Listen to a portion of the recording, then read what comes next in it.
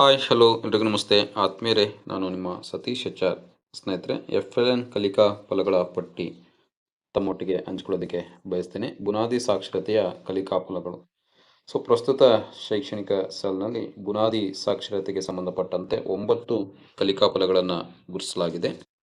ಆ ಎಲ್ಲ ಕಲಿಕಾ ಫಲಗಳು ಯಾವುವು ಮತ್ತು ಅದರ ನಿರ್ವಹಣೆ ಯಾವ ರೀತಿ ಸಾಗಬೇಕು, ಇದ್ರ ಬೇಸ್ಡ್ ಮೇಲೆ ಯಾವ ರೀತಿ ನಾವು ಪ್ರಶ್ನೆ ಪತ್ರಿಕೆಯನ್ನು ಸಿದ್ಧಪಡಿಸಬೇಕು ಅಂತಕ್ಕಂಥ ಮಾಹಿತಿಯನ್ನು ನಾನು ತಮ್ಮೊಟ್ಟಿಗೆ ಹಂಚ್ಕೊಳ್ಳೋದಕ್ಕೆ ಬಯಸ್ತೇನೆ. ಯಾರೆಲ್ಲ ಇದೇ ಮೊದಲ ಬಾರಿಗೆ ಸೃಷ್ಟಿ ಸಿಂಚನ ಯೂಟ್ಯೂಬ್ ಚಾನಲನ್ನು ವೀಕ್ಷಣೆಯನ್ನು ಮಾಡ್ತಿದ್ದೀರಾ, ಸಬ್ಸ್ಕ್ರೈಬ್ ಆಗಿ ಇದೇ ರೀತಿಯ ಸಾಕಷ್ಟು ವಿಡಿಯೋಗಳನ್ನು ವೀಕ್ಷಿಸಿ ತಿಳಿ ತಮ್ಮಲ್ಲಿ ಕೇಳ್ಕೊಳ್ತಾ, ಮೊದಲನೇ ಕಲಿಕಾ ಫಲ 1 ಓ ಅಂದರೆ ಓರಲ್. ಇದು ತರಗತಿಯಲ್ಲಿ ಲಭ್ಯವಿರುವ ಮುದ್ರಿತ ಪಠ್ಯಗಳ ಕುರಿತು ಸಂಭಾಷಣೆ ಮತ್ತು ಮಾತುಕತೆಯನ್ನು ನಡೆಸುವರು. ಅಂದರೆ ಆ ಒಂದು ತರಗತಿಯಲ್ಲಿ ಮುದ್ರಿತವಾಗಿರ್ತಕ್ಕಂಥ ಪಠ್ಯ ಏನಿದೆ, ಅದನ್ನು ಬಳಸ್ಕೊಂಡು ಸಂಭಾಷಣೆ ಮತ್ತು ಮಾತುಕತೆಯನ್ನು ಮಗು ಮಾಡುತ್ತೋ ಇಲ್ಲೋ, ಆ ಒಂದು ಸಾಮರ್ಥ್ಯ ವೃದ್ಧಿಯಾಗಿದೆ ಇಲ್ಲೋ ಅನ್ನೋದನ್ನು ಓರಲಲ್ಲಿ ಇದನ್ನು ನಾವು ಪತ್ತೆಯನ್ನು ಹಚ್ಚಬೇಕಾಗುತ್ತೆ ಅಥವಾ ಕಂಡ್ಕೋಬೇಕಾಗುತ್ತೆ ಅಂತಕ್ಕಂಥದ್ದು. ಇನ್ನು ಎರಡನೇ ಕಲಿಕಾ ಫಲ, ಪ್ರಶ್ನೆಯನ್ನು ಕೇಳುವ ಮೂಲಕ ಸಂಭಾಷಣೆಯಲ್ಲಿ ತೊಡಗುವರು ಮತ್ತು ಇತರರನ್ನು ಆಲಿಸುವರು.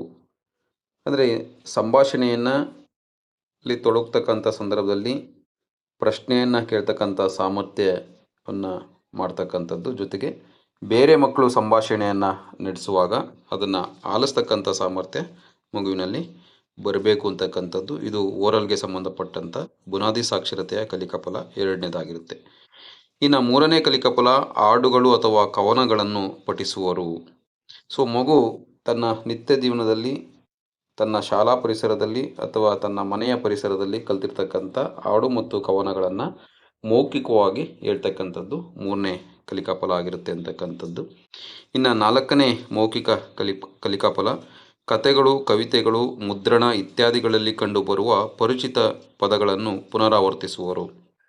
ಕತೆ, ಕವಿತೆ ಮತ್ತು ಯಾವುದಾದ್ರೂ ಕೂಡ ಮುದ್ರಿತ ಒಂದು ಪಠ್ಯ ಏನಿದೆ ಅಲ್ಲಿ ಕಂಡು ಬರ್ತಕ್ಕಂಥ ಪರಿಚಿತ ಪದಗಳನ್ನು ಮಗು ಪುನರಾವರ್ತನೆಯನ್ನು ಮಾಡುತ್ತೆ ಅಂತಕ್ಕಂಥದ್ದು. ಈ 4 ಕಲಿಕಾ ಫಲಗಳು ಪ್ರಸ್ತುತ ಶೈಕ್ಷಣಿಕ ಸಾಲಿನಲ್ಲಿ ಬುನಾದಿ ಸಾಕ್ಷರತೆಗೆ ಸಂಬಂಧಪಟ್ಟಂತೆ ಮೌಖಿಕ ಕಲಿಕಾ ಫಲಗಳು ಆಗಿರ್ತವೆ ಅಂತಕ್ಕಂಥದ್ದು. ನಂತರ 5ನೇ ಕಲಿಕಾ ಫಲವನ್ನು ನಾವು ನೋಡ್ತಾ ಹೋಗೋದಾದರೆ, ಮಕ್ಕಳ ಸಾಹಿತ್ಯ ಪಠ್ಯಪುಸ್ತಕದಲ್ಲಿರುವ ಕಥೆಗಳನ್ನು ಓದುವರು ಮತ್ತು ವಿವರಿಸುವರು, ಕಥಿಸುವರು ಅಥವಾ ಕತೆ ಹೇಳುವರು ಅಂತಕ್ಕಂಥದ್ದು. ಮಕ್ಕಳ ಸಾಹಿತ್ಯ ಆಗಿರ್ಬೋದು, ಶಾಲಾ ಗ್ರಂಥದಲ್ಲಿರ್ತಕ್ಕಂಥದ್ದು ಅಥವಾ ಓದುವ ಮೂಲೆಯಲ್ಲಿರ್ತಕ್ಕಂಥದ್ದು, ಅಥವಾ ಪಠ್ಯಪುಸ್ತಕದಲ್ಲಿರ್ತಕ್ಕಂಥ ಕಥೆಯನ್ನು ಓದ್ತಕ್ಕಂಥದ್ದು ಮತ್ತು ವಿವರಿಸ್ತಕ್ಕಂಥ ಒಂದು ಸಾಮರ್ಥ್ಯ 5ನೇ ಕಲಿಕಾ ಫಲ ಆಗಿರುತ್ತೆ ಅಂತಕ್ಕಂಥದ್ದು. ಇದಕ್ಕೆ R ಅಂತೇಳಿ ಕೊಡಲಾಗಿದೆ, ಅಂದರೆ ರೀಡಿಂಗ್ ಕಾಂಪ್ರಿಹೆನ್ಷನ್ ಅಂತ. ಓದುವಿಕೆ ಒಂದು ಕಲಿಕಾ ಫಲ ಇದಾಗಿದೆ ಅಂತಕ್ಕಂಥದ್ದು. ಇನ್ನು 5ನೇ ಕಲಿಕಾ ಫಲ, ಮಕ್ಕಳ 6ನೇ ಕಲಿಕಾ ಫಲ, ಕೊಟ್ಟಿರುವ ಪದದ ಅಕ್ಷರಗಳಿಂದ ಅರ್ಥಗರ್ಭಿತ ಹೊಸ ಪದಗಳನ್ನು ರಚಿಸುವರು. ಶಿಕ್ಷಕರು ತರಗತಿಯಲ್ಲಿ ಕೊಟ್ಟಂಥ ಪದಗಳನ್ನು ಬಳಸ್ಕೊಂಡು ಆ ಒಂದು ಅರ್ಥಗರ್ಭಿತ ಪದಗಳನ್ನು ರಚನೆಯನ್ನು ಮಾಡ್ತಕ್ಕಂಥದ್ದು, ಅಕ್ಷರಗಳಿಂದ ಪದಗಳ ರಚನೆಯನ್ನು ಮಾಡ್ತಕ್ಕಂಥದ್ದು, ಪದಗಳಿಂದ ವಾಕ್ಯಗಳನ್ನು ರಚನೆಯನ್ನು ಮಾಡ್ತಕ್ಕಂಥದ್ದು. ಈ ಒಂದು ಕಾಂಪ್ರಿಹೆನ್ಷನ್ ಆಗಿರುತ್ತೆ ಅಂತಕ್ಕಂಥದ್ದು ಲರ್ನಿಂಗ್ ಔಟ್ಕಮ್ ಆಗಿರುತ್ತೆ 6ನೇದು. ಇನ್ನು 7ನೇ ಲರ್ನಿಂಗ್ ಔಟ್ಕಮನ್ನು ನಾವು ನೋಡ್ತಾ ಹೋಗೋದಾದರೆ, ಇದು ಕೂಡ ರೀಡಿಂಗಿಗೆ ಸಂಬಂಧಪಟ್ಟಿರ್ತಕ್ಕಂಥದ್ದು, ಓದುವಿಕೆಗೆ ಸಂಬಂಧಪಟ್ಟಿರ್ತಕ್ಕಂಥದ್ದು. ವಯೋಮಾನಕ್ಕೆ ಸೂಕ್ತವಾದ 6ರಿಂದ 8 ವಾಕ್ಯಗಳ ಸರಳ ಪದಗಳೊಂದಿಗಿನ ಪರಿಚಿತವಲ್ಲದ ಪಠ್ಯವನ್ನು ಗ್ರಹಿಸಿ ಸ್ಪಷ್ಟತೆ ಮತ್ತು ನಿರರ್ಗಳತೆಯೊಂದಿಗೆ ಓದುವರು ಅಂತಕ್ಕಂಥದ್ದು. ಅಂದರೆ ವಯೋಮಾನಕ್ಕೆ ಸೂಕ್ತವಾಗಿರ್ತಕ್ಕಂಥ ಉದಾಹರಣೆ, ಈ FLN ಇರ್ತಕ್ಕಂಥದ್ದು 3ರಿಂದ 10ನೇ ತರಗತಿ ವಿದ್ಯಾರ್ಥಿಗಳಿಗೆ.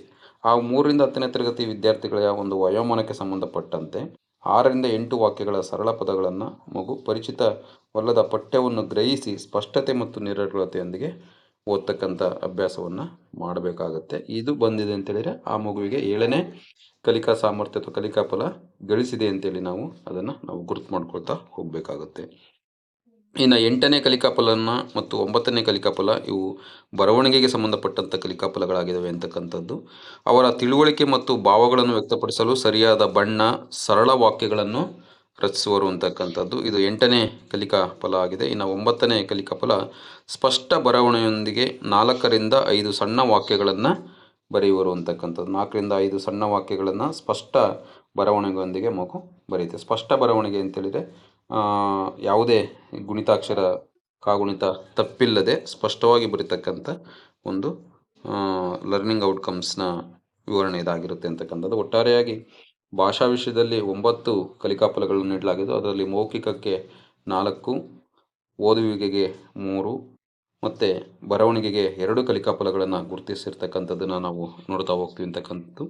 ಈ ಕಲಿಕಾಫಲಗಳ ಆಧಾರವಾಗಿಯೇ ನಾವು ನಮ್ಮ ಶಾಲಾ ಹಂತದಲ್ಲಿ ಪ್ರತಿ ತಿಂಗಳು ಮಕ್ಕಳ ಒಂದು FLN ಗುರಿಯನ್ನು ಮುಟ್ಟುವ ಸಲುವಾಗಿ ನಾವು ಆ್ಯಕ್ಟಿವಿಟೀಸನ್ನು ಮಾಡ್ತಾ ಹೋಗಬೇಕಾಗುತ್ತೆ ಅಂತಕ್ಕಂಥ ಮಾಹಿತಿಯನ್ನು ತಮ್ಮೊಟ್ಟಿಗೆ ಹಂಚ್ಕೊಳ್ತಾ, ಮುಂದಿನ ವಿಡಿಯೋದಲ್ಲಿ ಬುನಾದಿ ಸಂಖ್ಯಾಜ್ಞಾನಕ್ಕೆ ಸಂಬಂಧಪಟ್ಟಂಥ ಕಲಿಕಾಫಲಗಳನ್ನು ತಮ್ಮೊಟ್ಟಿಗೆ ಪರಿಚಯವನ್ನು ಮಾಡಿಕೊಡೋದಕ್ಕೆ ಬಯಸ್ತೀನಿ. ಇಷ್ಟೊತ್ತು ವಿಡಿಯೋವನ್ನು ವೀಕ್ಷಣೆಯನ್ನು ಮಾಡಿದ್ದಕ್ಕಾಗಿ ಅನಂತ ಧನ್ಯವಾದಗಳು. ಎಲ್ರಿಗೂ ಕೂಡ ನಮಸ್ತೆ.